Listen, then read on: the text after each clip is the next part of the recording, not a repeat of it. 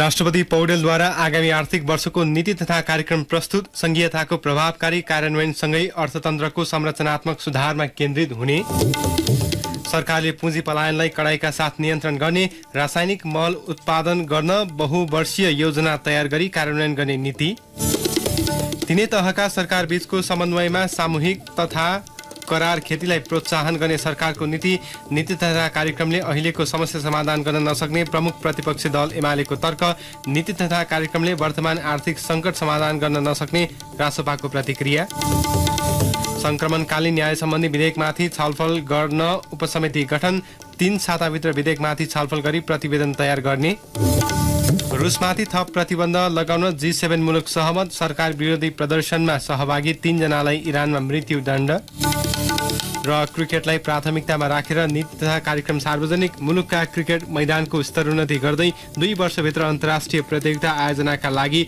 तयार गर्ने सरकारको लक्ष्य। नमस्कार, कान्तिपुर डायरीका साथमा साथी मनिष र सूरज। समाचार अब विस्तारमा। सरकारले आगामी आर्थिक वर्ष 2080-81 को नीति तथा कार्यक्रम प्रस्तुत गरेको छ। राष्ट्रपति रामचन्द्र पौडेलले संघीय संसदको संयुक्त सदनको बैठकमा आगामी वर्षको नीति तथा कार्यक्रम प्रस्तुत गर्नुभएको हो।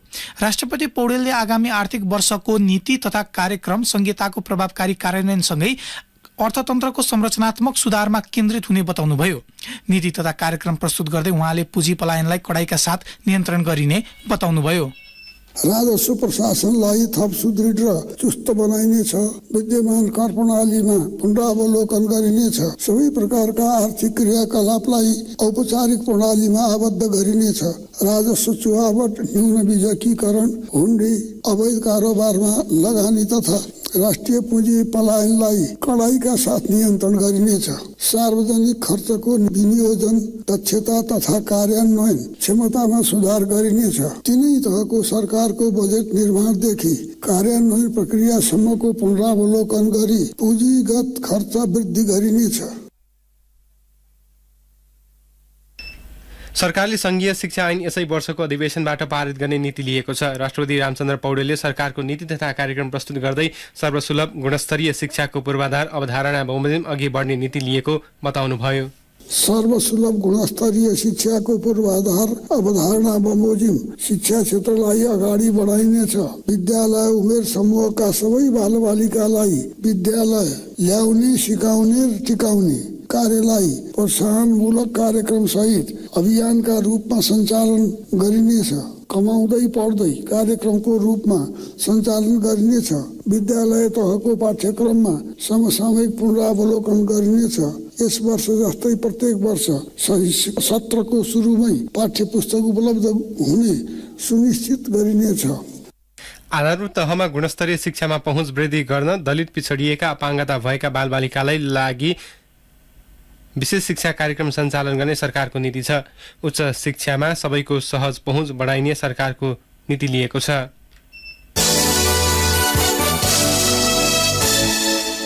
सरकारले नागरिकको लघु बीमा गर्ने कार्यक्रम अघि सारेको छ। आगामी आर्थिक वर्ष 2080-81 को नीति तथा कार्यक्रम सार्वजनिक गर्दै राष्ट्रपति रामचन्द्र पौडेलले स्थानीय तह मार्फत नागरिकको लघु बीमा गर्नका लागि सरकारले सहजीकरण गरिने घोषणा गर्नुभएको हो। मुलुकमा बीमा पहुँचको विस्तार र ग्रामीण भेगसम्म बीमा सेवा विस्तार गर्ने सरकारको योजना अनुरूप स्थानीय तह मार्फत लघु बीमा गर्नका लागि सरकारले सहजीकरण गरिदिने नीति तथा कार्यक्रममा उल्लेख छ। त्यस्तै आत्मनिर्भर स्थानीय अर्थतन्त्र निर्माणका लागि एक टोल, एक सामूहिक कृषि उत्पादन, एक ओडा, एक विशेष उत्पादन र एक पालिका, एक उत्पादन क्षेत्र नीति लिएको उहाँले बताउनुभयो। राष्ट्रपति पौडेलले किसानलाई प्रोत्साहन गर्न प्रदेश र स्थानीयको सहकार्यमा एक कृषि भण्डारण वितरण केन्द्र स्थापना गरेर बजारीकरण गरिने बताउनुभयो। त्यस्तै उपयोगमा नआएका र बाँझो जमिनमा युवा लक्षित सहकारी तथा सामुदायिक खेती प्रणालीलाई प्रोत्साहन गरिने उहाँले बताउनुभयो। उत्पादन बढाउन भूमिको चक्लाबन्दीलाई प्रोत्साहन गरिने सरकारको नीति तथा कार्यक्रममा उल्लेख छ। यस्तै सरकारले नवप्रवर्तन, अनुसन्धान, आविष्कार र विज्ञान शिक्षाको विस्तारलाई प्रोत्साहन गर्न नवप्रवर्तन आविष्कार कोष स्थापना गर्ने घोषणा गरेको छ।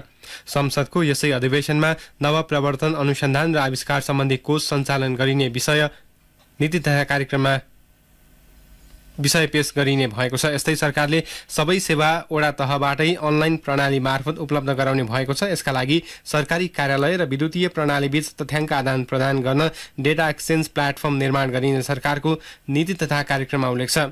सरकारले मालपोत र नापी सम्बन्धी आधारभूत सेवा स्थानीय तहबाटै एकीकृत रूपमा प्रदान गरिने जनाएको छ। भूमि प्रशासन सम्बन्धी प्राविधि र प्रणालीलाई स्तरोन्नति गरिने सरकारको नीति तथा कार्यक्रममा उल्लेख छ। त्यस्तै सरकारले ग्यास, डिजेल तथा पेट्रोलबाट चल्ने सवारी साधनलाई विद्युतीयमा रूपान्तरण गर्ने प्रविधिलाई सहुलियत दिने घोषणा समेत गरेको छ।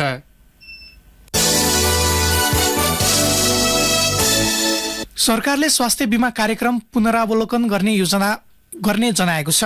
नीति तथा कार्यक्रममा स्वास्थ्य बीमा कार्यक्रमलाई थप प्रभावकारी बनाउन पुनरावलोकन गर्ने नीति लिएको हो। त्यस्तै सरकारले अटिज्म रोगको निदान तथा उपचारको व्यवस्था गर्ने भएको छ। सरकारको नीति तथा कार्यक्रममा महिलामा देखिने पाठेघरको मुखको क्यान्सर तथा स्तन क्यान्सरको शीघ्र पहिचानका लागि व्यवस्थापन गरिने अघिल्लो कार्यक्रमलाई निरन्तरता दिएको छ। यसैगरी संघीय अस्पतालमा निसन्तान उपचार केन्द्र विस्तार गर्ने र सबै पालिकाको सुत्केरी केन्द्रको स्तरोन्नति गरिने पनि नीति तथा कार्यक्रममा उल्लेख छ।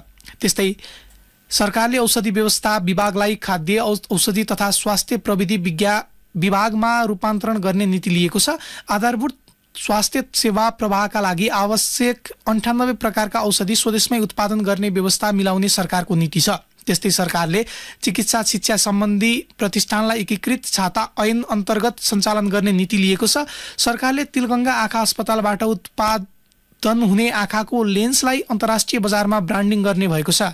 सरकारले आधारभूत अस्पतालमा एक एमडीजीपी चिकित्सक, एक महिला तथा प्रसुति रोग विशेषज्ञ, कम्तीमा 3 जना मेडिकल अधिकृत र आवश्यक नर्स र प्राविधिक जनशक्ति सहित आधारभूत उपचार सेवा उपलब्ध गराउने नीति लिएको छ। पर्यटन प्रवर्धनका लागि सरकारले पर्यटन ऐनमा समयानुकूल परिमार्जन गर्ने भएको छ। अत्यावश्यक पूर्वाधारको विकास, सुरक्षा, प्रवर्धन र नयाँ पर्यटन गन्तव्यको पहिचान गरी विस्तारमा जोड दिइने सरकारले नीति लिएको छ। सूचीकृत पर्यटन गन्तव्यको विश्वव्यापी प्रचार गरिने नीति तथा कार्यक्रममा उल्लेख छ। साथै अन्तर्राष्ट्रिय चलचित्र छायाङ्कनका लागि नेपालका आकर्षक गन्तव्यलाई प्रवर्धन गरिने भएको छ।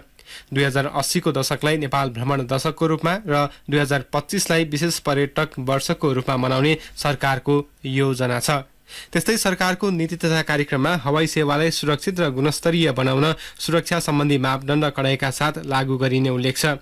आन्तरिक तथा अन्तर्राष्ट्रिय विमानस्थलको टर्मिनल भवनको स्तरोन्नति गर्दै नियमित हवाई सेवामा जोड दिने सरकारले नीति लिएको छ। नेपाल वायुसेवा निगमको पुनर्संरचना गरिनुका साथै नयाँ मुलुकसँग हवाई सम्झौता गरी नेपाली वायुसेवा कम्पनीले अन्तर्राष्ट्रिय बजार विस्तार गर्ने नीति सरकारले लिएको छ। सरकारले राइडर सेवा प्राधिकरण सम्बन्धमा यसलाई पुनः सुन्नुहोला। सरकारले राइडर सेवा प्राधिकरण सम्बन्धमा आवश्यक कानुनको व्यवस्था गर्ने घोषणा गरेको छ। राष्ट्रपति रामचन्द्र पौडेलले आगामी आर्थिक वर्षको वार्षिक नीति तथा कार्यक्रम मार्फत राइडर सेवा प्राधिकरण सम्बन्धमा आवश्यक कानुनको व्यवस्था गरिने बताउनु भएको हो। उच्च अदालत पाटनले 2076 माघ 29 मा नै कानुन बनाएर राइडर सेवा नियमन गर्न आदेश दिएको थियो। त्यस्तै सरकारले इन्टरनेटको माध्यमबाट गरिने विज्ञापनलाई करको दायरामा ल्याउने भएको छ। आर्थिक वर्ष नीति तथा कार्यक्रम प्रस्तुत गर्दै राष्ट्रपति रामचन्द्र पौडेलले विज्ञापन क्षेत्रमा समानुपातिक प्रणाली लागू गरिने बताउनुभयो। सरकारले पछिल्लो केही समय यता सामाजिक सञ्जाल लगायत इन्टरनेट प्लेटफर्मबाट हुने विज्ञापनलाई नियमन र करको दायरामा ल्याउने बताउँदै आएको छ। केही समय अघि अर्थ मन्त्रालयले यस विषयमा अध्ययन समेत सुरु गरेको थियो। यस विषयमा पटक पटक कुरा उठे पनि सरकारले कसरी अघि बढ्ने निर्क्योल गर्न सकेको छैन। कान्तिपुर डायरीमा अब बाँकी प्रसङ्ग। अर्थमन्त्री डाक्टर प्रकाश शरण महतले सरकारले प्रस्तुत गरेको नीति तथा कार्यक्रम कार्यान्वयन हुनेमा कुनै आशंका नभएको बताउनु भएको छ।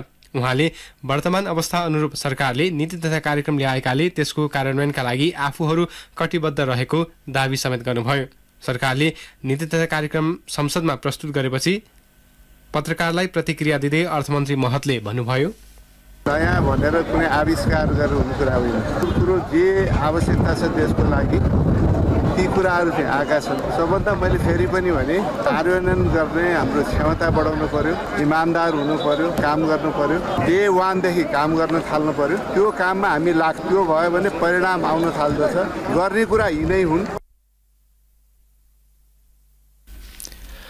प्रमुख प्रतिपक्षी नेकपा एमाले सरकारले पेश गरेको नीति तथा कार्यक्रमले अहिलेको समस्या समाधान गर्न नसक्ने तर्क गरेको छ। योजना तथा कार्यान्वयनका पक्ष फितलो भएको नीति तथा कार्यक्रमले अहिले तत्काल राष्ट्रले झेलिरहेको आर्थिक तरलतालाई समाधान गर्न नसक्ने एमाले दाबी गरेको हो। सरकारले आज संसदमा प्रस्तुत गरेको नीति तथा कार्यक्रम पश्चात आफ्नो धारणा राख्दै एमाले नेता योगेश भट्टराईले भन्नुभयो, सबै कुरा छन् तर खास कुरा केही पनि छैन। किनभने यसलाई मैले के भनेको छु भने ज्यान भएको जीवन नभएको, यसमा कुनै सपना छैन, कुनै यसले गन्तव्यहरू निश्चित गरेको छैन। र आजका तमाम जो समस्या नेपाल राष्ट्रले भइरहेका छ, आर्थिक समस्या, राजनीतिक समस्या, व्यवस्थामाथिका थुप्रै टिप्पणीहरू छन्, सुशासनका कुराहरू छन्, यी तमाम कुरामा मुलुक एक किसिमले भन्यो भने आर्थिक मन्दीमा असफल राष्ट्रतिर जान लागेको सन्दर्भमा त्यसलाई ठिक ट्र्याकमा ल्याउनु पर्ने एउटा जुन सङ्कल्प हो, जुन सङ्कल्प यो नीति कार्यक्रममा छैन। प्रतिपक्षी राष्ट्रिय स्वतन्त्र पार्टीका प्रमुख सचेतक सन्तोष परियारले सरकारको नीति तथा कार्यक्रमले मुलुकको वर्तमान आर्थिक सङ्कटलाई सम्बोधन गर्न नसक्ने प्रतिक्रिया दिनुभयो। उहाँले नीति तथा कार्यक्रममा नयाँ र नवीन कार्यक्रम समावेश नभएर पुरानै कार्यक्रम दोहोरिएको बताउनुभयो। नीति तथा कार्यक्रम पूर्णतः अमूर्त रहेको परियारको आरोप थियो।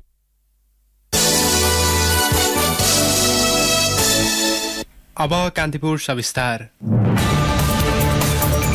कान्तिपुर सविस्तार। सरकारले आगामी आर्थिक वर्षको नीति तथा कार्यक्रम संघीय संसदको संयुक्त बैठकमा आज प्रस्तुत गरेको छ। आत्मनिर्भर अर्थतन्त्रको जग बसाल्नका लागि भन्दै उत्पादन वृद्धि, रोजगारी सृजना, कृषि जस्ता विषयलाई उच्च प्राथमिकतामा राखेर प्रत्येक वर्ष सरकारले नीति र कार्यक्रम बजेट ल्याउने गरेको छ। तर वार्षिक नीति र कार्यक्रम एवं बजेटको कार्यान्वयनको पाटो निकै फितलो र कर्मकाण्डी छन्। चालु आर्थिक वर्षका लागि सरकारले यसअघि घोषणा गरेका महत्वाकांक्षी कार्यक्रम कागजमै सीमित भएका छन्। निवर्तमान राष्ट्रपति विद्यादेवी भण्डारीले गत जेठ 10 गते मंगलबार संघीय संसदको संयुक्त बैठकमा 66 पृष्ठको नीति तथा कार्यक्रम प्रस्तुत गरेकी थिइन्। 145 बुँदामा समावेश गरिएका अधिकांश महत्वाकांक्षी कार्यक्रम अहिले अलपत्र प्राय छन्। चालु आर्थिक वर्षका लागि तत्कालीन प्रधानमन्त्री शेरबहादुर देउवाका पालामा आएको सो नीति कार्यक्रमको बुँदा नम्बर 13 मा उत्पादन र उत्पादकत्व वृद्धि, पूर्वाधार निर्माण, आय असमानता तथा गरिबी दर घटाउने, संघीयताको सुदृढीकरण र सुशासनलाई उच्च प्राथमिकतामा राखिएको थियो। सरकारले सुशासनको नारा लगाइरहँदा मुलुकको आर्थिक अवस्था र भ्रष्टाचारको विषय जग जाहेर छ। 17 नम्बर बुँदाले सार्वजनिक खर्चलाई नतिजामुखी र पुँजीगत खर्चलाई वृद्धि गर्ने लक्ष्य राखेको थियो। यो बीचमा पुँजीगत खर्च 35% मा सीमित भएको छ भने राजस्वले कर्मचारी पनि धान्न नसक्ने अवस्था सृजना भएको छ। पर्याप्त अध्ययन र हचुवाका भरमा आउने नीति कार्यक्रमलाई बजेटले समेत सम्बोधन गर्न नसक्दा समस्या हुने गरेको अर्थविद गोविन्द नेपालको तर्क छ। बजेटले पछ्याएन भने त्यो कार्यक्रम चाहिँ कार्यान्वयन हुँदैन। त्यसले गर्दाखेरि अलिकति चाहिँ रियलिस्टिक कार्यक्रम चाहिँ आउनुपर्छ भन्ने लाग्छ। किनभने हिजोको अनुभव चाहिँ हाम्रो त्यही नै हो, आश्वासन दिने तर चाहिँ के भन्दाखेरि बजेटले त्यसमा चाहिँ नआउने, अर्को बजेटमा आउनुको निम्ति चाहिँ अध्ययनै नभएका कुराहरूलाई पनि हामी गर्छौँ भनेर भन्ने जुन किसिमको छ त्यो बाटो चाहिँ मुक्त हुनुपर्छ भन्ने लाग्छ। गत वर्षको नीति तथा कार्यक्रमको बुँदा नम्बर 19 मा उत्पादनशील र रोजगारमूलक क्षेत्रमा कर्जा प्रवाह सहज बनाउने भनिए पनि आर्थिक वर्षमा उच्च ब्याज दरका कारण अर्थतन्त्र शिथिल अवस्थामा पुगेको छ। यस्तै साना व्यवसायहरू पलायन हुने अवस्था छ। 23 नम्बर बुँदामा कृषिलाई आर्थिक वृद्धि र रोजगारीको प्रमुख संवाहक मानियो तर सो दिशामा कति प्रगति भयो लेखाजोखा हुन सकेको छैन। 28 नम्बर बुँदामा कृषि योग्य भूमिमा वर्षैभरि सिंचाई सुविधा उपलब्ध गराउने भन्दै 22,200 हेक्टर खेती योग्य जमिनमा सिंचाई सुविधा पुर्याउने भनिएको थियो। स्रोत बिनाका महत्वाकांक्षी कार्यक्रम घोषणा गर्दा यसले अन्य आयोजना समेत प्रभावित हुने र दीर्घकालमा अर्थतन्त्रलाई नै असर गर्ने अर्थविद नेपालले बताए। पर्याप्त रिसोर्सेस, पर्याप्त अध्ययन नभइकन पर्याप्त रिसोर्सेस सुरु गर्दाखेरि चाहिँ त्यो लामो समयसम्म पनि त्यो कुनै पुरा हुने अवस्था पनि हुँदैन। त्यसले गर्दाखेरि रिसोर्सेसको दुर्प्रयोग हुन्छ। अर्को त्यो कारणले गर्दाखेरि अरू सम्भाव्य परियोजनाहरूमा चाहिँ विनियोजन हुन सक्ने अवस्था हुँदैन। त्यसमा हाम्रो धेरै राष्ट्रिय गौरवका परियोजनाहरू चाहिँ अलपत्र छन्। ठुल्ठुला योजनाहरूमा वर्षको चाहिँ 10 अरबसम्म बजेट छुट्याइएका बजेटहरू चाहिँ कार्यान्वयनमा आएका छैनन्। त्यसमा यसको असर त के भन्दा ओभरअल डेभलपमेन्ट पर्छ। आर्थिक विकास र समृद्धि एवं वित्तीय स्थायित्वका लागि राजनीतिक स्थायित्व हुनुपर्ने अधिकांशको तर्क छ। नीति कार्यक्रम र बजेट ल्याउँदा एउटा र कार्यान्वयन गर्दा अर्को सरकार बन्ने परिपाटी पनि समस्याको चुरो हो। अर्कोतर्फ सरकारको आर्थिक नीतिलाई दलहरूले स्वामित्व लिने परिपाटीको विकास हुन सकेको छैन। कृषिको उत्पादन वृद्धि गरेर निर्यात प्रवर्धन, शिक्षा, स्वास्थ्य, रोजगारी जस्ता प्राथमिकताका क्षेत्रमा राज्यले स्वामित्व लिनुपर्ने भए पनि यथार्थमा यस्तो हुन नसकेको बताउँछन् पूर्व अर्थमन्त्री एवं कांग्रेसका नेता महेश आचार्य। अर्थ राजनीतिको बृहत पुनर्संरचना नगरेसम्म उपलब्धि हासिल हुन नसक्ने आचार्यले बताए। नीति कार्यक्रमहरू, बजेटहरू प्रस्तुत चाहिँ गर्छौं, तर बजेटमा प्रस्तुत गरिएका चाहिँ लक्ष्यहरू पूरा नहुने धेरै ठुलो चाहिँ अन्त धेरै ठुलो खाडल चाहिँ बन्दै गएको चाहिँ अवस्था चाहिँ छ। त्यसैले यो चाहिँ रिभ्यू गर्नुपर्ने आवश्यकता छ। त्यो रिभ्यू भनेको नीतिगत तहमा पनि गर्नुपर्छ। संरचनागत चाहिँ दोषहरू चाहिँ छन्, समस्याहरू चाहिँ छन्, त्यसको पनि निराकरण गर्नुपर्दो छ र राजनीतिक नेतृत्वले चाहिँ अर्थ राजनीतिको चाहिँ एउटा कम्प्रिहेन्सिभ चाहिँ विहङ्गम चाहिँ जुन दृष्टि र त्यसलाई विचार गरेर चाहिँ विकास प्रशासनलाई चलायमान गराउनु पर्ने जुन कुरा चाहिँ छ त्यसलाई अलिकति गम्भीरतापूर्वक बुझ्ने नेतृत्वको चाहिँ खाँचो राष्ट्रिय राजनीतिमा चाहिँ मैले देखेको छु। सरकारले यो वर्षका लागि गत जेठमा एक घर एक खानेपानी धारा जस्तो महत्वाकांक्षी कार्यक्रम समेत समावेश गरेको थियो। सबै नेपालीलाई ऊर्जाको पहुँच सुनिश्चित गर्न विपन्न वर्गका लागि निशुल्क विद्युतीय मिटर जडान गर्ने घोषणा गरेको थियो। सरकारको सो कार्यक्रम पनि अलपत्र छ। नीति तथा कार्यक्रमको 96 नम्बर बुँदामा राज्यका आधारभूत तहमा महिला र दलितको समानुपातिक प्रतिनिधित्व सुनिश्चित गरिने उल्लेख छ। तर सरकारको त्यो घोषणा कार्यान्वयनको अवस्था संघीय मन्त्रीमण्डलको अनुहारले पुष्टि गरेको छ। राजनीतिक विश्लेषक गेजा शर्मा वागले घोषणा गरिएका नीति तथा कार्यक्रम सरकारकै प्राथमिकतामा नरहेको बताउँछन्। नीति तथा कार्यक्रमलाई सरकारले नै जति महत्व दिनुपर्ने हो सरकारले नै दिएको देखिँदैन। पहिलो कुरा त यो अत्यन्त परम्परागत शास्त्रीय कर्मकाण्डी छ। केवल चाहिँ बिरालो बाँधेर श्राद्ध गर्ने जस्तो एउटा हिसाबले चाहिँ सरकारले नीति तथा कार्यक्रम लिएर आएको देखिन्छ। दोस्रो कुरा चाहिँ त्यो नीति तथा कार्यक्रम जारी भएर संसदबाट अनुमोदन भएपछि त्यो नीति तथा कार्यक्रम दरबारमा थन्किन्छ। त्यसमा चाहिँ न सरकारले महत्व दिन्छ, न पार्टीले दिन्छ, न सांसदहरूले दिन्छ, न मन्त्रीहरूले दिन्छ। त्यसकारणले यसमा चाहिँ त्यो सरकारको इच्छा शक्ति र त्यो प्रतिबद्धताकै अभाव देखिन्छ। व्यवहार त सरकारको नीति तथा कार्यक्रम कम्तीमा 1 वर्षका लागि मार्गनिर्देशक सिद्धान्त बन्नुपर्ने हो। तर सरकारको नीति तथा कार्यक्रम र बजेटमा कनिका छरे जस्तो योजना र बजेट हुँदा प्रत्येक वर्ष हात्ती आयो फुस्स भने जस्तो हुने गरेको छ। अझ बजेट निर्माण गर्दा पूरक र खुद्रा मसिना भन्दा पनि दीर्घकालीन महत्व राख्ने योजनाहरू समावेश गर्नुपर्ने दबावका बीचमा सरकारले ल्याउने नीति तथा कार्यक्रमलाई यतिखेर चासोका साथ हेरिएको छ। हुनुपर्ने प्राथमिकता एउटा र आउने कार्यक्रम अर्को हुने नियति यो पटकको नीति तथा कार्यक्रमले बेहोर्न नपर्ला भन्ने आम चाहना कसरी सम्बोधन होला यो चासोको विषय छ। रेडियो कान्तिपुरका लागि अनिल परियार। कान्तिपुर सविस्ता।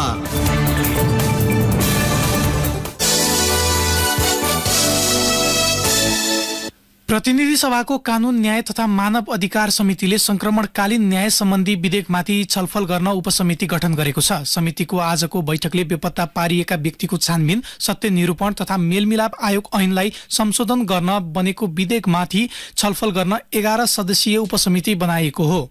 उपसमितिले 3 साताभित्र विधेयकमाथि छलफल गरी प्रतिवेदन तयार गर्ने उपसमितिका सदस्य जीवन परियारले जानकारी दिनुभयो। उपसमितिले विधेयकमाथि विभिन्न चरणमा छलफल गरी समितिमा पेश गर्नेछ। सोही अनुरूप समितिले पारित गरे संसद बैठकमा पेश हुनेछ। कान्तिपुर डायरीमा पुनः ब्रेक। कान्तिपुर डायरीमा अब आर्थिक प्रसंग। सरकारले रासायनिक मल उत्पादन गर्न बहुवर्षीय योजना तयार गरी कार्यान्वयन गर्ने जनाएको छ। आगामी आर्थिक वर्षको नीति तथा कार्यक्रम सार्वजनिक गर्दै राष्ट्रपति रामचन्द्र पौडेलले कृषकलाई समयमै मल उपलब्ध गराउन स्वदेशमै मल कारखाना स्थापना गर्ने उद्देश्य रहेको बताउनुभयो। रासायनिक मल समयमै उपलब्ध गराइनेछ। रासायनिक मल उत्पादन गर्ने कारखाना स्थापना गर्न बहुवर्षीय योजना तयार गरी कार्यान्वयनमा ल्याइनेछ। स्थानीय तहमा जैविक मल कारखाना स्थापना गर्न प्रोत्साहित गरिनेछ।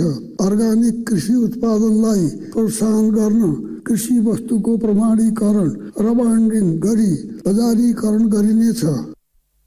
राष्ट्रपति पौडेलले तीनै तहका सरकार बीचको समन्वयमा सामूहिक तथा करार खेतीलाई प्रोत्साहन गरिने बताउनुभयो। संसदमा आगामी आर्थिक वर्षको नीति तथा कार्यक्रम प्रस्तुत गर्दै उहाँले कृषिको उत्पादन बढाई आत्मनिर्भरता हासिल गर्न सामूहिक तथा करार खेतीलाई प्रोत्साहन गर्ने बताउनुभयो। कृषि क्षेत्रको उत्पादन र उत्पादकत्व वृद्धि गरी क्रमशः आत्मनिर्भरता हासिल गरिनेछ। तीनै तहका सरकार बीचको समन्वयमा सामूहिक तथा करार खेतीलाई प्रोत्साहन गर्दै उत्पादित वस्तुको बजारीकरण गरिनेछ। एकीकृत राष्ट्रिय अनुदान सम्बन्धी कानून एवं कृषि अनुसन्धान नीति तर्जुमा गरिनेछ। गुणस्तरीय बिउ बिजनमा देशलाई क्रमशः आत्मनिर्भर बनाइनेछ। रैथाने बाली, बिउ बिजन, नस्ल र कृषि तथा पशुपन्छी जन्य जैविक विविधता संरक्षणमा स्थानीय तह र समुदायलाई प्रोत्साहन गरिनेछ। राष्ट्रपति पौडेलले कृषकले उत्पादन गरेको वस्तुको बजारीकरणका साथै एकीकृत राष्ट्रिय सम्बन्धी कानून र कृषि अनुसन्धान नीति तर्जुमा गरिने बताउनुभयो। सरकारले कृषि तथा खाद्य प्रयोगशालालाई अन्तर्राष्ट्रिय मापदण्ड बनाउने समेत घोषणा गरेको छ। अब अन्तर्राष्ट्रिय प्रसंग। G7 शिखर सम्मेलनका लागि जापानको हिरोसिमामा भेला भएका नेताहरू रुसमाथि थप प्रतिबन्ध लगाउने विषयमा सहमत भएका छन्। उनीहरूले संयुक्त विज्ञप्ति जारी गर्दै रुसको युद्धलाई परास्त गर्न सहमत भएको बीबीसीले जनाएको छ। शिखर सम्मेलनमा युक्रेनका राष्ट्रपति भोलोदिमिर जेलेस्की सहभागी हुने युक्रेनी अधिकारीले पुष्टि गरेका छन्। जेलेस्की जापान जानुभन्दा पहिले साउदी अरेबियामा अरब लीग शिखर सम्मेलनमा सहभागी हुने बताइएको छ। रुस युक्रेन युद्ध शिखर सम्मेलनको शीर्ष एजेन्डा बनेको छ। रुसले युक्रेनमाथि आक्रमण जारी राखेपछि अमेरिकाले प्रतिबन्ध थप गरेको छ भने बेलायतले रुसी हिरामाथि प्रतिबन्ध लगाएको छ। जलवायु परिवर्तन, खाद्य सुरक्षा, स्वास्थ्य र आणविक निशास्त्रीकरणका विषयमा पनि शिखर सम्मेलनमा छलफल हुने बताइएको छ। G7 मा अमेरिका, बेलायत, क्यानाडा, फ्रान्स, जर्मनी, इटली र जापान समावेश छन्। तर यो वर्ष अन्य 8 राष्ट्रलाई पनि आमन्त्रित गरिएको छ। इरानमा सरकार विरोधी प्रदर्शनमा सहभागी 3 जनालाई मृत्युदण्ड दिइएको छ। गत वर्ष राष्ट्रव्यापी सरकार विरोधी प्रदर्शनमा सहभागी 3 जनालाई मृत्युदण्ड दिइएको न्यायपालिकालाई उद्धृत गर्दै बीबीसीले जनाएको छ। नोभेम्बरमा इस्फाहानमा 3 सुरक्षाकर्मीको ज्यान जाने गरी भएको गोलाबारी हमलामा संलग्न भएको आरोपमा 3 जनालाई दोषी ठहर गरिएको थियो।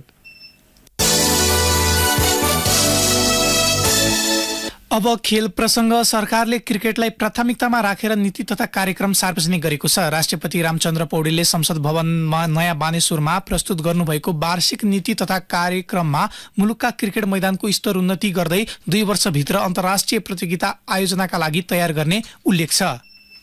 आगामी 2 वर्षभित्र काठमाडौँको कीर्तिपुर र मूलबानी क्रिकेट रङ्गशालाको स्तरोन्नति सम्पन्न गरी अन्तर्राष्ट्रिय स्तरको प्रतियोगिता सञ्चालन हुने व्यवस्था गरिनेछ। चितवनको भरतपुर, कैलालीको फाप्ला र बैतडीको दशरथचन र मोरङको विराटनगर क्रिकेट रङ्गशालाको पूर्वाधार निर्माण कार्य अघि बढाइनेछ। खेलकुदको विकासका लागि वार्षिक क्यालेन्डर बनाएर अन्तरपालिका र प्रदेश स्तरीय प्रतियोगिता आयोजना गर्ने सरकारको लक्ष्य छ। 1 वडा 1 खेल मैदान र 1 पालिका 1 कवड हलको अवधारणा सरकारले ल्याएको छ।